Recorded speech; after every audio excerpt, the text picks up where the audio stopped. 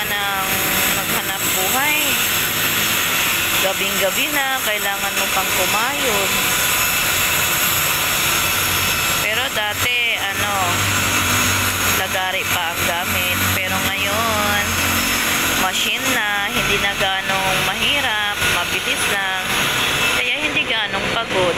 Kaso mo,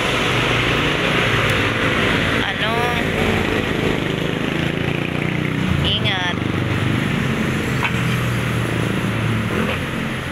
Yan o, ang dami nilang ikakat. Yan, yung asawa ko. Titingnan niya yung mga plano niya sa cellphone. Kung anong mga sukat. Tapos, ikakat niya yan. Tapos, bukas nila bubuuhin. Buti nga natuto yan siya ganun sa mga modular cabinet. Mga modular yung ginagawa niya. Buti natuto siya ng ganyan para kahit papano. Ang hirap kasi maghanap ng trabaho sa ngayon kapag wala kang ganon, wala kang magandang pinag-aralan. Kahit na nga may pinag-aralan ka, ang hirap pa din pumasok sa trabaho, lalo napansin ko nga sa panahon ngayon, kapag sino lang yung mga mayayaman, sila lang yung lalong yung mayaman kasi di can afford to go to abroad.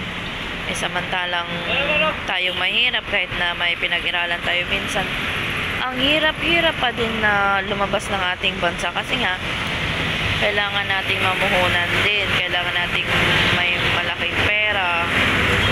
Swerte doon sa mga taong nakalabas ng bansa na hindi naman na may natulong sa kanila. Kaya kapag ka dito sa Pilipinas, kailangan mong duplikayod, lalo't medyo malaki-laki yung pamilya mo. So, sa amin naman na mga asawa, kaming dalawa lang naman. Kaso mo, marami kaming mga extended families na kailangan mo ring alalayan. Kaya yun, kailangan nating kumain. Sayang din naman kasi minsan lang magkaroon ng mga ganitong opportunities. I-grab mo na lang kahit gabi na.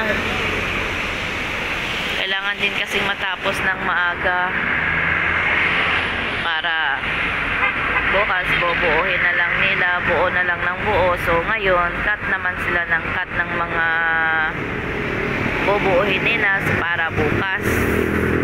So dito tayo ngayon sa Imus. Along highway lang tong ginagawa nila. Ginagawa kasi nila is yung dental clinic ito. Dental clinic yan. Ayun, next week yata maayos na to, mag-open na ito.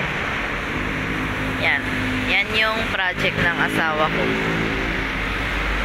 gagawa sa dental clinic. Yan o, sa loob. Diyan sa loob, diyan yung binubuo nila. Yan, may 2 kwarto siya. Yan yung mga gamit ng dentist doctor. Yan dyan. Tapos dito yung kusina nila. Kusina ba ito? Basta yung lutuan nila. Dyan naman yung CR. Dito yan, nakaset up na yung mga aircons nila. Yun, sa Imus lang po ito. Ang pangalan ng clinic na ito ay nasa tarpaulin nila is MCCM Dental Clinic. Tapos na tong blessingan, nagpa-blessing na yung may-ari nito last week. Yun, malapit nang matapos, bubuuhin na lang, yung alilinisin na lang. Kasi yung mga kulang na mga kabinet, iyan, kinakat nila sa baba. Yan. Tapos bukas nila bubuuhin yan. di ba, ang bilis lang ng trabaho kapag ka may machine. Kaya kailangan mo lang mag-ingat. Yan. Di ba, ang bilis lang. Cut lang ng cut. Tapos, pero kailangan mo din sukatin na yung ano, may adjust. Na-adjust nila. Yan, oh. Yan, ina-adjust nila. Kasi tapos na silang mag-cut ng isang ano kung gaano kahaba. Yan, na-adjust na naman nila. Yun lang yung gagawin mo. Kailangan tama yung pag-adjust mo para yung kinakat mo na wood tama sa sukat. Yan, adjust mo yung ganyan. Sukat-sukat po yan. Tapos, kabit mo na yan, yung ano, yung wood. Yan, tapos cut na ulit. O, diba? Very easy. O, ha?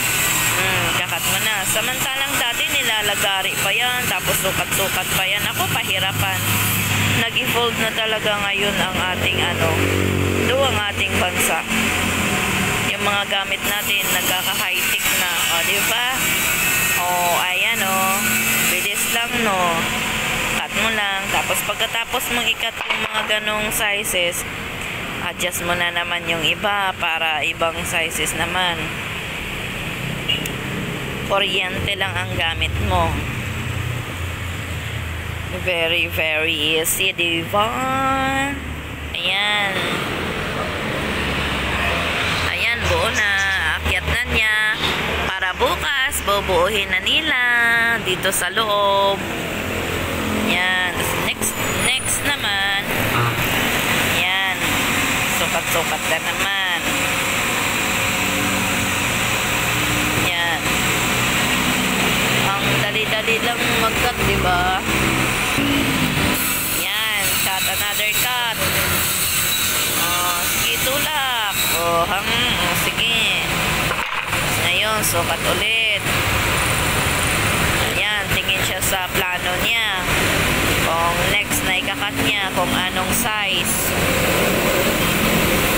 Titingnan niya yung mga plano niya. Daw ba? Samantalang dati, medyo mahirap. Dati pa nga, chinso pa nga ginagamit sa mga ganyan, lagari, tapos papakinisin mo pa. Ito yung bubuuhin nila bukas. Yan. Tapos nang ikat yan. Tapos bukas, bubuuhin na lang nila yan sa loob. Yan. Yan na.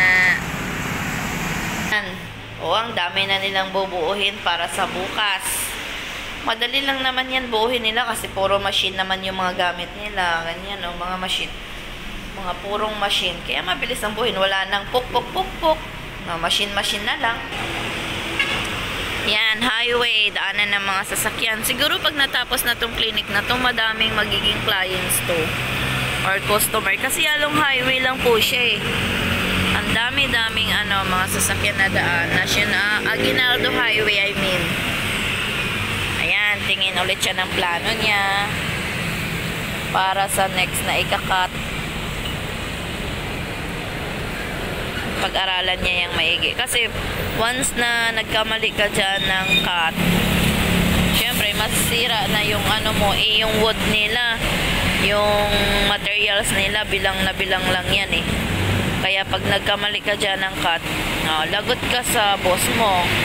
Alam nga naman bibili kayo eh, hindi naman pwedeng bumili ng isang piraso niyan, mga yan,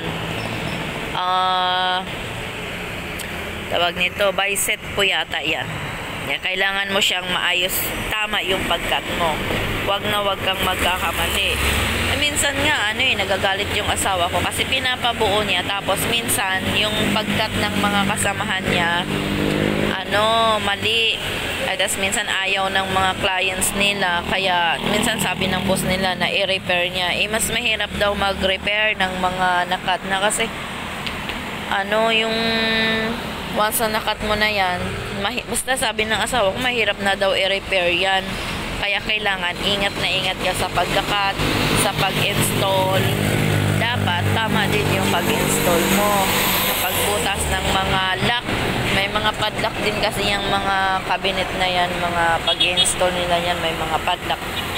Kaya kailangan ingat ka din sa pagbutas ng lagayan ng mga lock, mga holder kasi. ano, mahirap i-repair. Tsaka wood yan eh. Paano mo ano yan? Paano mo ayusin? So, uwi na daw po kami kasi time check. Time check. Uwi na daw kami. Sobra-sobra na sa audio. Magna 9 o'clock na.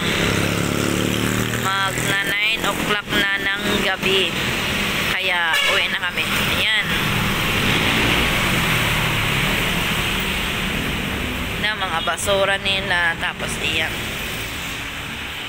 Diyan maglalagay sila ng mga cabinet dyan. Dito. Diyan. Tapos diyan no, sa mga ano. Ayun TV nila. Tapos yan. Tapos dyan sila maglalagay. Bubuo sila ng mga cabinet. Madali lang naman kasi mga machine naman yung mga gamit. Ay, ang mga yan, hindi na gaano ginagamit yung martelyo na yan kasi machine na yung ginagamit. Ready na yung mga gamit sa clinic ng may-ari. Yan.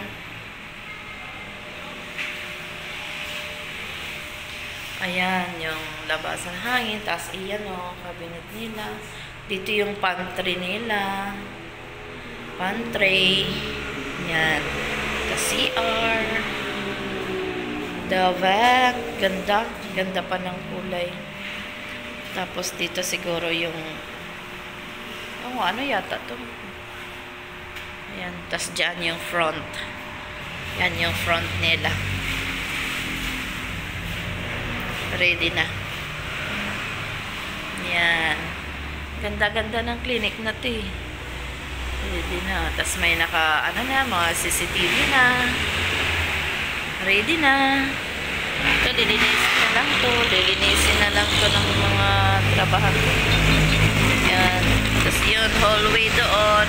Doon galing yun. Doon ang akyatan, pasukan ng mga clients. Hindi pa nag-open tong building na to. Siguro sabay-sabay sana mag-open to. Kasi yung mga iba dyan, hindi pa din nag-open eh. Aesthetic clinic daw yung iba dyan. Tapos parlor. Yan. Along highway lang po siya, Aguinaldo Highway sa Imus. Yan. Okay. Yan. Yan yung asawa ko. Uwi na daw kami. Kasi it's too late na. Yan. Okay, bye. Please subscribe.